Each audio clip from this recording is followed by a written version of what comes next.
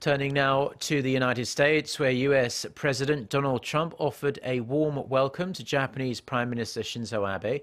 Trump pledged that Washington will work for closer security and economic cooperation with one of its closest allies in Northeast Asia.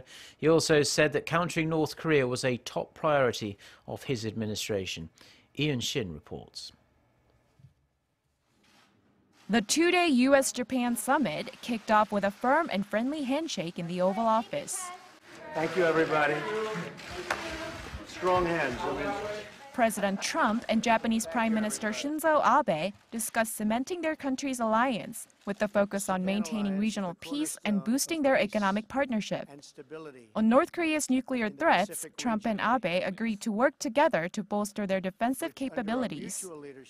At a joint press conference following their talks, President Trump said his administration was committed to being an active and fully engaged partner with Japan to counter the threats posed by Pyongyang.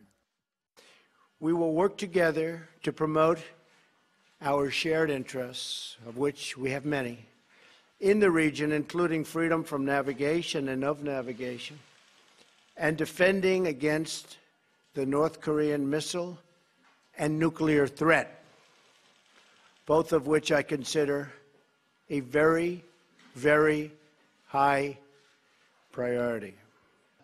Abe said the two countries confirmed their stance on the East China Sea and the South China Sea to ensure freedom of navigation.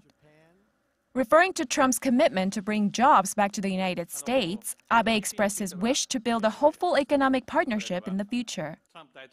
With President Trump in the leadership, I am sure there are major-scale infrastructure investments that will be made, including the fast-speed train. Japan, with our high level of technical capability, we will be able to contribute to President Trump's growth strategy. Reports say the specifics of their bilateral economic relations, such as much-debated currency issues, or the country's trade ties after Trump withdrew the United States from the Trans-Pacific Partnership, were not on the table.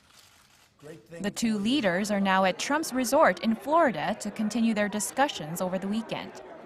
Abe was the first foreign leader to meet with Trump in New York shortly after he won the presidential election in November.